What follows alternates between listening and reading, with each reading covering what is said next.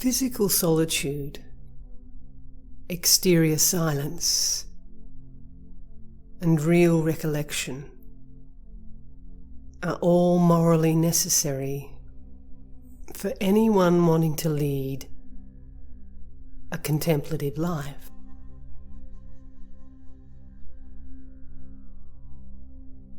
But like everything else in creation, they are nothing more than means to an end. And if we do not understand the end, we will make a wrong use of the means.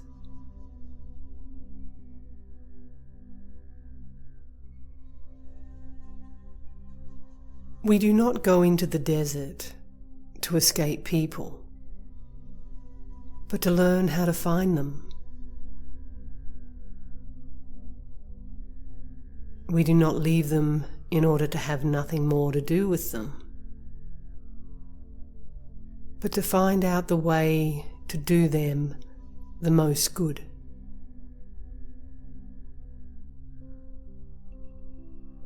But this is only a secondary end.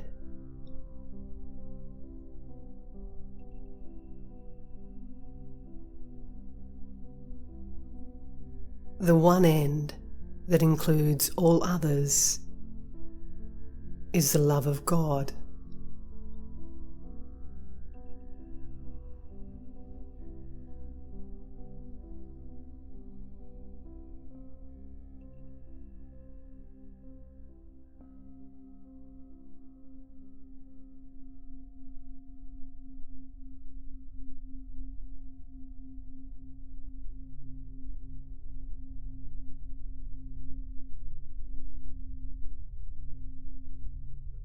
How can people act and speak as if solitude were a matter of no importance in the interior life?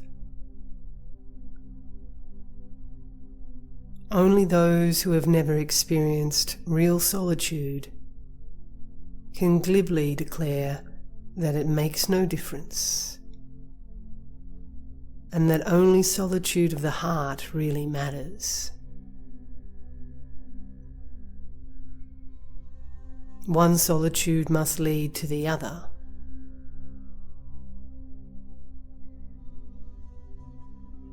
However, the truest solitude is not something outside you, not an absence of people or of sound around you. It is an abyss, opening up in the center of your own soul.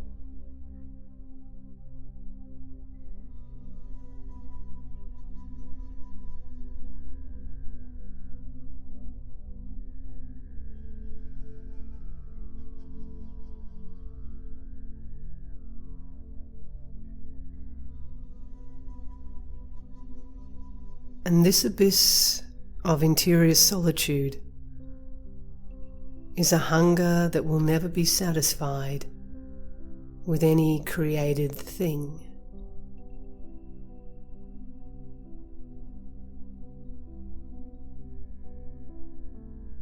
The only way to find solitude is by hunger and thirst and sorrow and poverty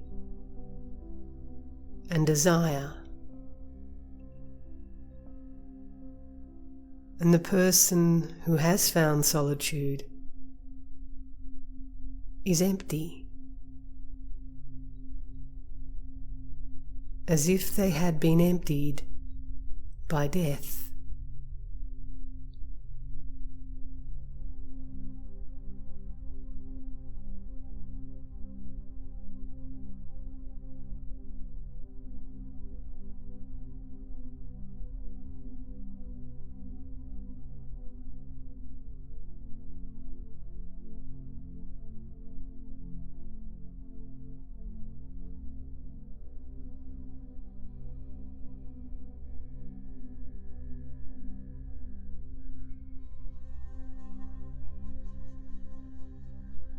They have advanced beyond all horizons.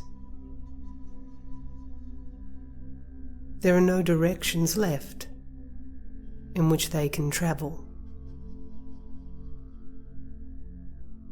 This is a country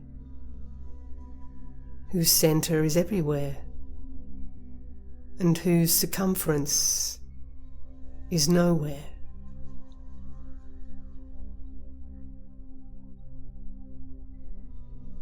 You do not find it by travelling,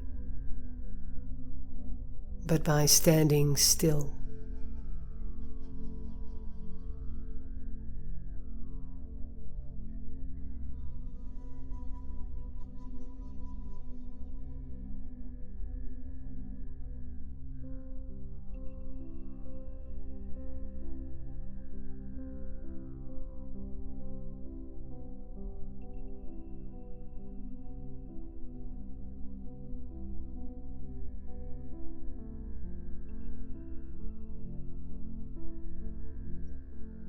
Yet, it is in this loneliness that the deepest activities begin. It is here that you discover, act without motion, labour that is profound repose, vision in obscurity, and beyond all desire, a fulfillment whose limits extend to infinity.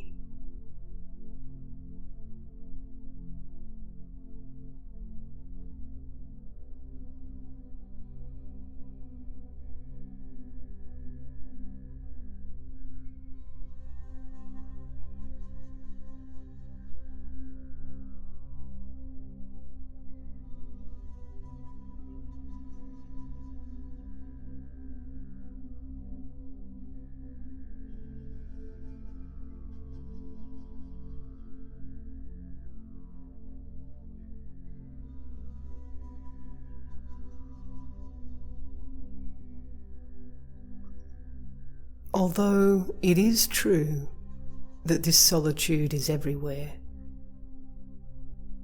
there is a mechanism for finding it that has some reference to actual space, to geography, and to physical isolation from the towns and the cities of people.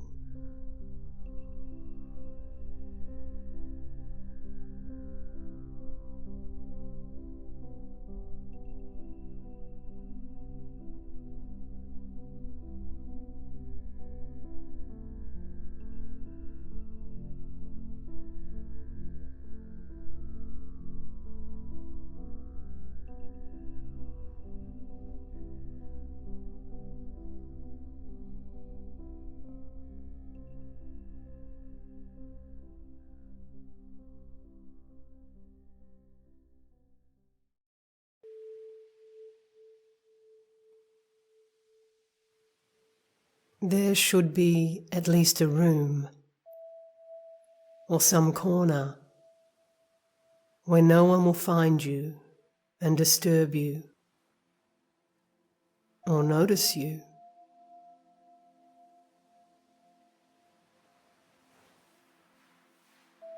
You should be able to untether yourself from the world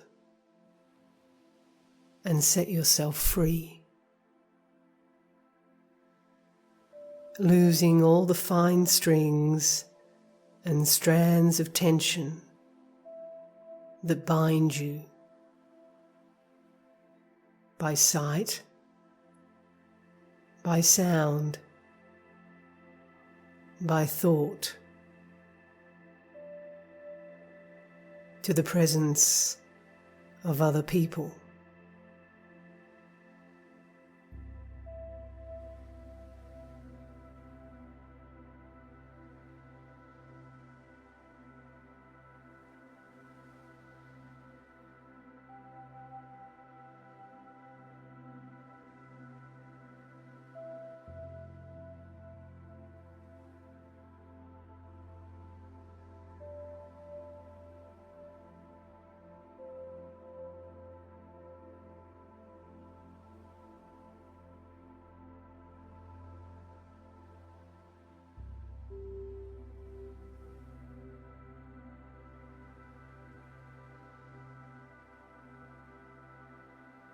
But thou, when thou shalt pray,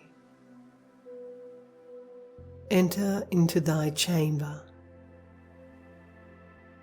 and having shut the door, pray to thy Father in secret.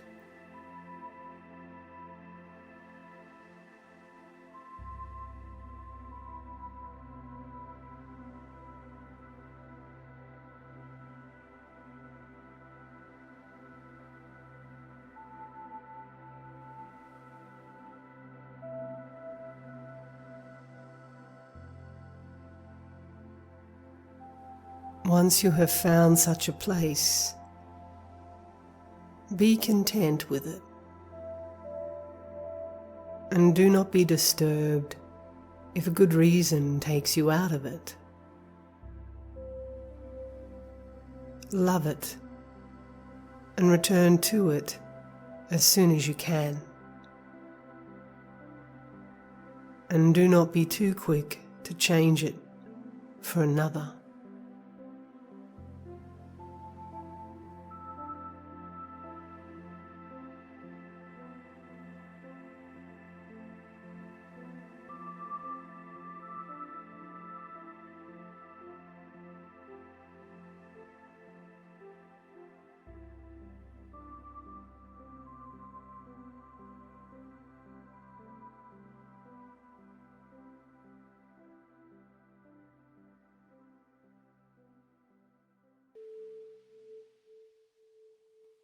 City churches are sometimes quiet and peaceful solitudes,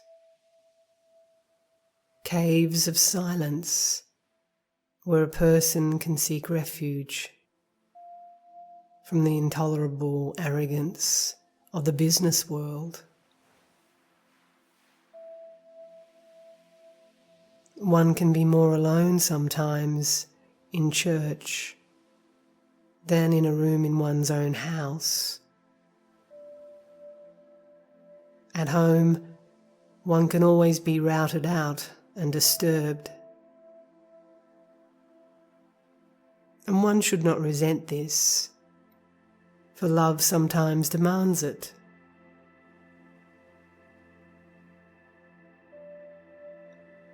But in these quiet churches,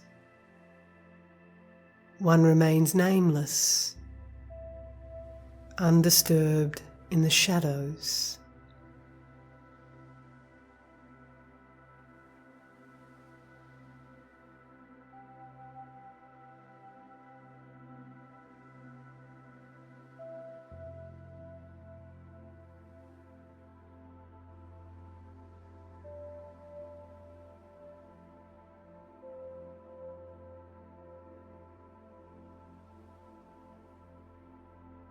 Let there always be quiet, dark churches in which people can take refuge, places where they can kneel in silence, houses of God filled with a silent presence. There, even when they do not know how to pray, at least they can be still and breathe easily.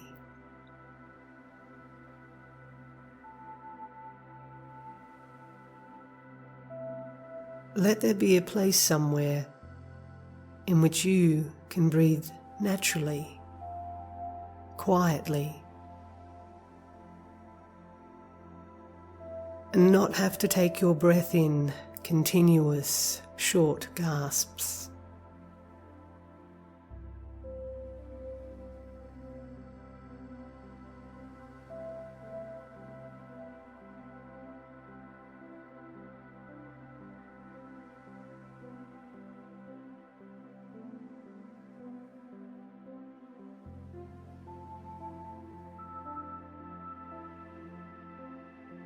A place where your mind can be idle,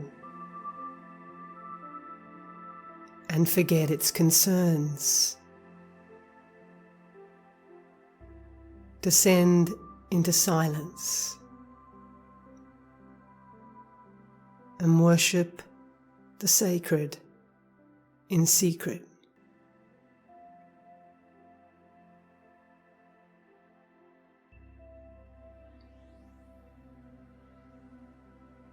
There can be no contemplation where there is no secret.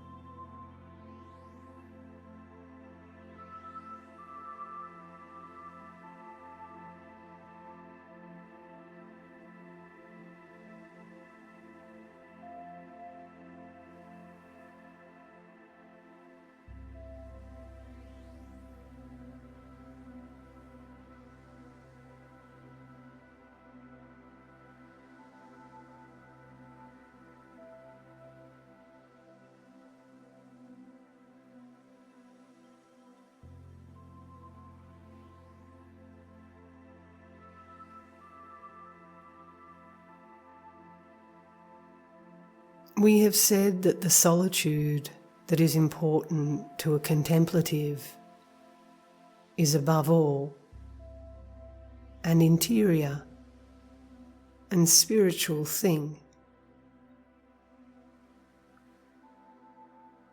We have admitted that it is possible to live in deep and peaceful interior solitude,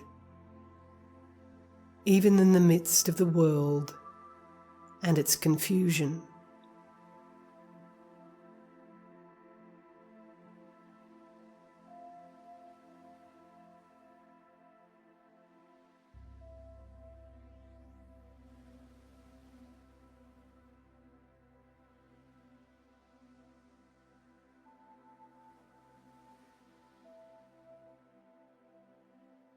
You will never find interior solitude unless you make some conscious effort to deliver yourself from the desires and the cares and the attachments of an existence in time and in the world.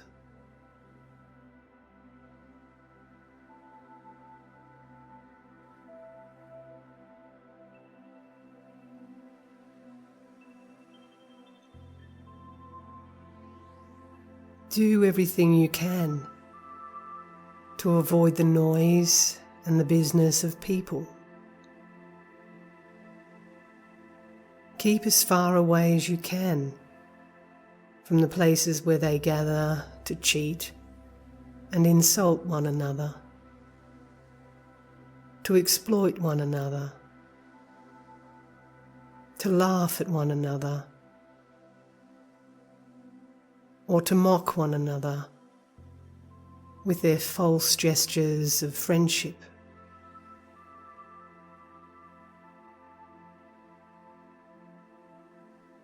Be glad if you can keep beyond the reach of their radios. Do not bother with their unearthly songs. Do not read their advertisements.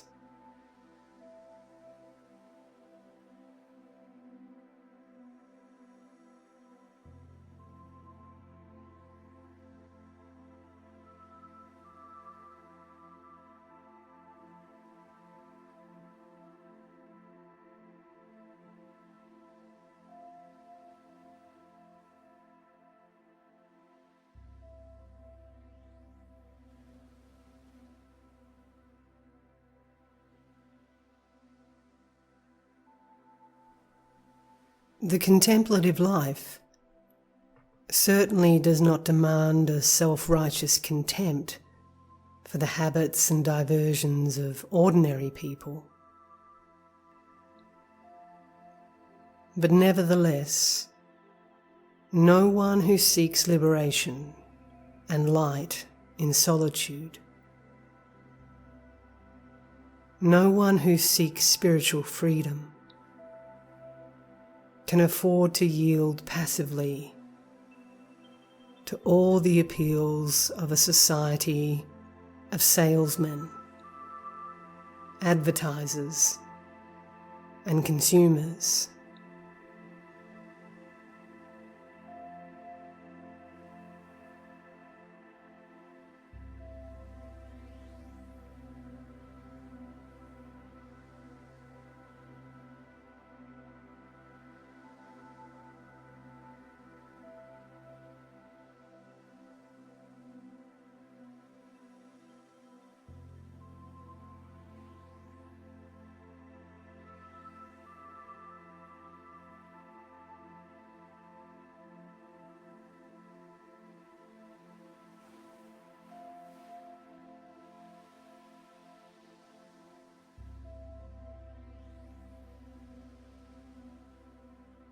Keep your eyes clean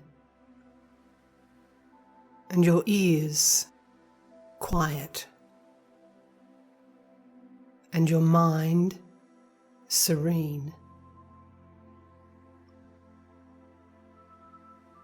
Breathe God's air. Work, if you can, under the sky.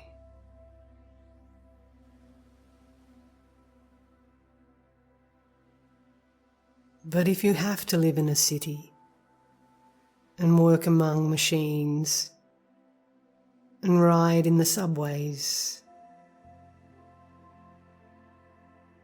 and eat in a place where the radio makes you deaf with spurious news and where the food destroys your life and the sentiments of those around you poison your heart with boredom, do not be impatient, but accept it as the love of God and as a seed of solitude planted in your soul. If you are appalled by those things, you will keep your appetite for the healing silence of recollection.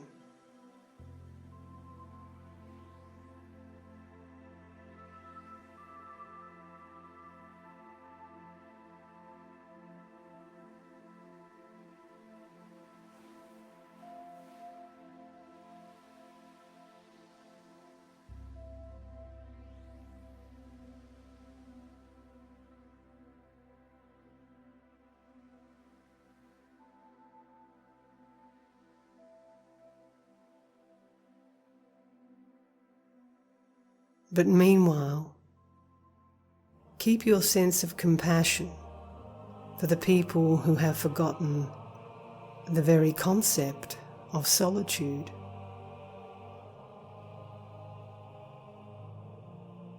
You, at least, know that it exists and that it is the source of peace and joy.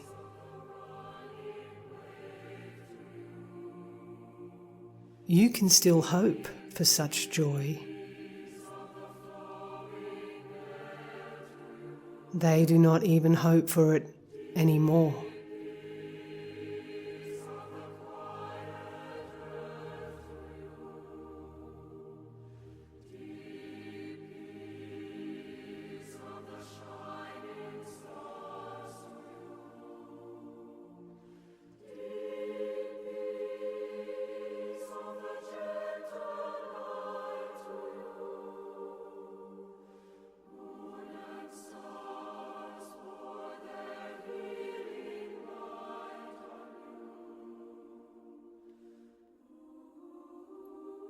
Perfect renunciation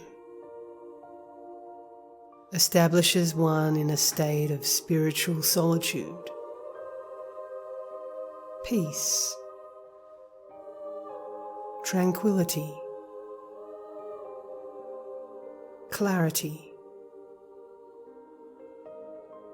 gentleness, and joy, in which which one is fully disposed for meditation and contemplative prayer.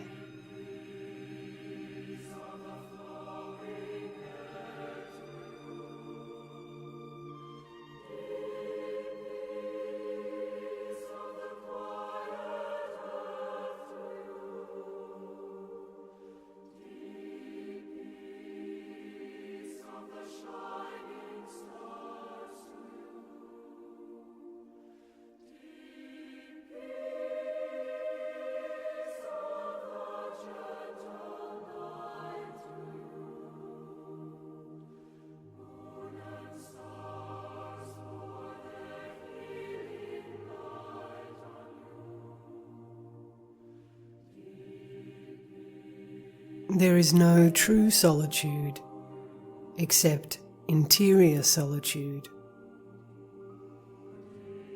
And interior solitude is not possible for anyone who does not accept their right place in relation to others.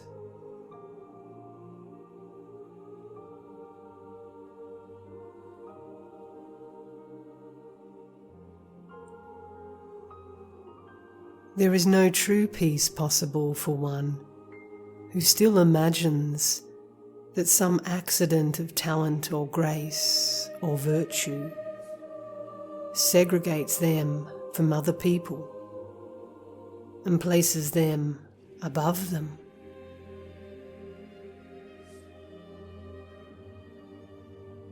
Solitude is not separation.